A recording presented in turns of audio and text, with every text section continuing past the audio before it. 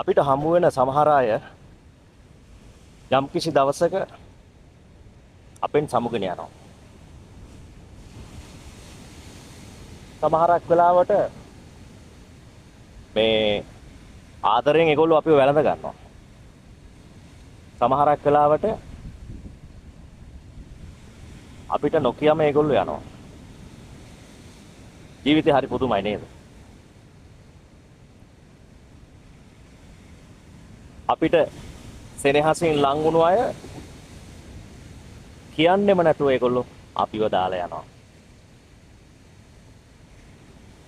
ජීවිතේ හරියටම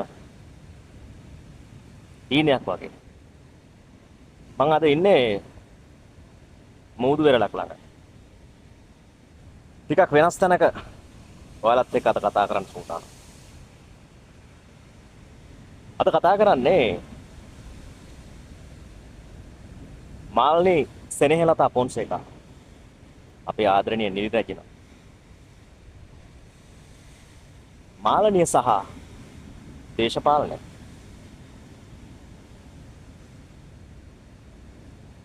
ජීවිතයේ හැම හුස්මක් ගානෙම දේශපාලනය අපිට සම්බන්ධයි. කලාව, සංස්කෘතිය, ක්‍රීඩාව මේ මොන දේ ගැන කතා කරත් දේශපාලනයෙන් අපිට ඉවත් වෙන්න බෑ. මාල්නි සෙනෙහෙලතා පොන්සේකා කියන්නේ අපේ රටේ නිලි රැජිනා. වසර ගාණක් අය අපේ සිංහල සිනමාව වෙනුවෙන් සුවිශේෂ දායකත්වයක් දක්වුවා. එය අපේ දේශීයත්වයේ ගැහැණිය කියලා කියන්න පුළුවන් සංකේතය. ලාංකීය සිනමාවේ ගැහැණියගේ සංකේතය නම් මාල්නි පොන්සේකා. විජේ මාල්නි, විජේ ගාමිණී. ආදරණීය ප්‍රේමණීය රංගනයක්. අපූර්ව රංගනයක් එදා අපිට ගෙනාවා. ආදරයයි ජීවිතයයි මේ පරිසරයයි මේ සුන්දරත්වය හැම එකම එකට බැඳිලා තියෙන්නේ.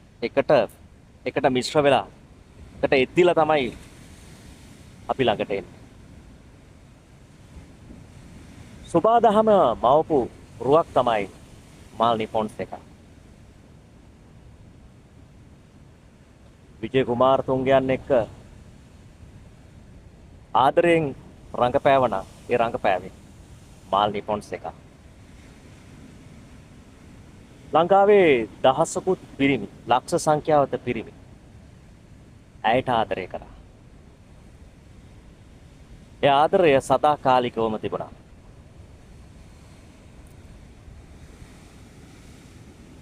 මෙච්චර අපිට ආදරෙන් හිටපු ප්‍රේක්ෂක ආදරය දිනාගත්ත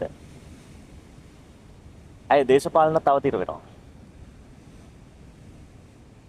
දේශපාලනට අවතිර වෙලා ඇය පාර්ලිමේන්තු මන්ත්‍රීවරියකුත් වෙනවා.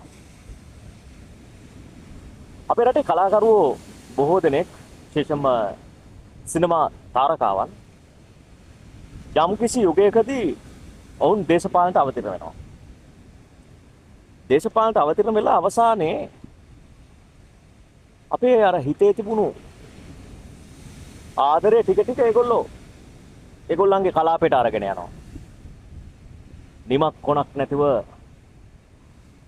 අපේ හදවත සීමාවකින් තොරව තිබුණු ආදරය ඒගොල්ලෝ අපිට සීමාවල් හදලා යන්න උත්සාහ ගන්නවා. මෑත කාලේ මම දැකපු සුවිශේෂ දෙයක් තමයි අපේ රටේ දේශපාලනය කරපු කලාකාරයන්ට අත් තුන ඉරනම. ඈත යුගයේ ගත්තොත් ඇතරම ගාමිණී පොන්සේකා මහත්මයා දේශපාලනට අවතර වෙනවා. ඊට පස්සේ එතුමා අපේ රටේ එක්තරා පිරිසක් විවේචනය කරන්න එතුමාට පහර එල්ල කරන්නට සූදානම් වෙනවා. ඒ වගේම විජේ කුමාරතුංගයන් කියන්නේ අපේ රටේ දේශපාලනයට ඇවිල්ලා සුවිශේෂීම චරිතයක් බවට පත් වෙනවා. ඔහුගේ මනුස්සත්වය දේශපාලනයේ කැඩපත බවට පත් වෙනවා. ඔහු උතුරු නැගෙනහිරට යන්නෙත් විශේෂයෙන්ම යාපනයට යන්නෙත් රටට සාමය ඇති කරන්න. සාමයේ කුමරුවගේ හිටපු විජයට අවසානයේ ඔළුව කුඩු පට්ටම් වෙන්න මූණ කුඩු වෙන්න වෙඩි තියනවා.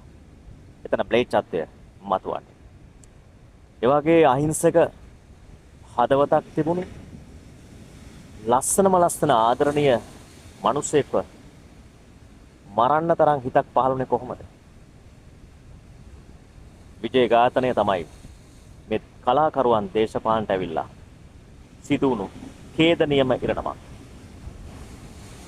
අපේ රටේ හිටපු ප්‍රවීණ රංගතරයෙක් තවමත් ජීවතුන් අතර ඉන්න රවීන්ද්‍ර රන්රෙණිය දේශපාලනට එනවා. ගොඩක් මේ ආපු කලාකාරයන් දේශපාලනට ආවෙම කලාව නගා සිටුවන්. නමුත් ඔවුන්ට ඒ දේවල් කරන්න හැකියාව ලැබුණේ නැහැ. අවසානයේ ඔවුන්ගේ ප්‍රේක්ෂක ආදරය ප්‍රතිචාරය ලක්ෂ සංඛ්‍යාත ජනතාවගේ තිබුණු ඒ ආදරය බෙදා ගන්නවා. කොටස් කර ගන්නවා. කෑලි වලට උන් කඩා ගන්නවා.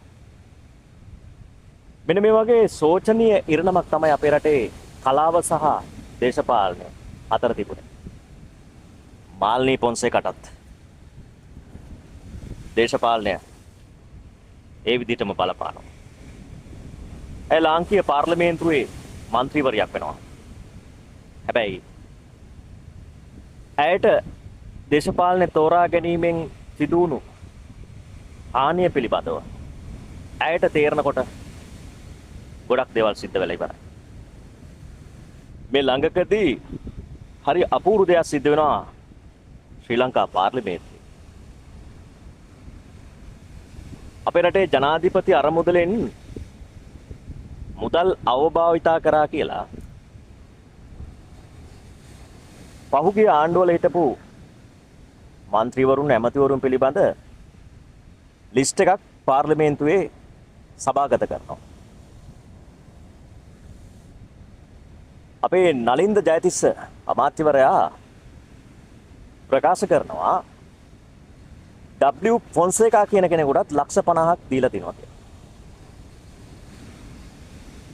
විවිධ දූෂිතයන් කියලා ලේබල් ගහපු දේශපාලකයන්ගේ විස්තර කියලා උන්ට දීපු අරමුදලෙන් ජනාධිපති අරමුදලෙන් දීපු මුදල් ගැන කියලා අන්තිමට ඔහු කියනවා W ෆොන්සේකා කෙනෙකුට ලක්ෂ 50ක් දීලා තිනවා කියලා. හැබැයි සරත් ෆොන්සේකා නෙවෙයි කියලාත් ඔහු ප්‍රකාශ කරනවා. කවුද මේ W ෆොන්සේකා? W ෆොන්සේකා කියන්නේ අප විශ්වාස කරන්නේ අපේ රටේ නිලි රැජිනය මාල්නී ෆොන්සේකා. මාල්නී ෆොන්සේකා මහත්මියට ජනාධිපති අරමුදලින් රුපියල් ලක්ෂ 50ක් දීපු එක තමයි කතා වුනේ. එතකොට ඇය අපේ දේශීය සිනමාවේ සංකේතය. අපි දන්නවා ලෝකයේ රටවල් වල සිනමා වෙනුවෙන් කැප කරන කලාකරුවන්ට සලකන විදිය. මාල්නී ෆොන්සේකා මහත්මියට ලක්ෂ 50ක් දීලත් මදි. ඇය අපිට කරපු සේවාවට. එතකොට මේ ජනාධිපති අරමුදලින් ඇයට සල්ලි දෙන්නේ ඇයගේ රෝගී තත්ත්වය වෙනුවෙන් ප්‍රතිකාර කරගන්න. එතකොට බලන්න ඇයි අපි මෙහෙම ම්ලේච්ඡවන්නේ? ජනාධිපති අරමුදලින් ඇයට පිට වෙන්න අපිට හැකියාවක් නැත්නම් අපි කලාවට ආදරේ මිනිස්සුද? ලාංකීය සිනමාව වෙනුවෙන් ඇය මුළු ජීවිතේම කැප කරා නම් ඇයට නිසි ඇගයීමක් ලබා දීම ජාතියම වැඩක්. එතකොට මේ දේශපාලනය නිසාවෙන් අපි කලාකරුවන් අපේ ආදරණීය සාගරයෙන් කොටස් කරලා වෙන් කර ගන්නවා. අපේ ආදරය සාගරයක් වගේ නා. ඒකේ අපි කොටස් කරලා අපිට ඕන තැන්වලට මේ දේශපාලනය නිසාවෙන් කලාකාරයෝ සීමා කරන්න අපි සූදානම් වෙනවා. ඒ නිසා තමයි අද මම කතා කරේ මේ මාල්නිය සහ දේශපාලනය පිළිබඳව. ඇය අද අප අතරේ නික්ම ගිහිල්ලා සදාකාලිකම නොයනා ගමන් ගිහිල්ලා. ඒත් අපේ ජීවිතවලින් මනුස්සකම ඈත් කරන්න අපිට පුළුවන්. ඔබත් හිතලා බලන්න. පොලි චැට් වලින් අදට සමු ගන්නවා.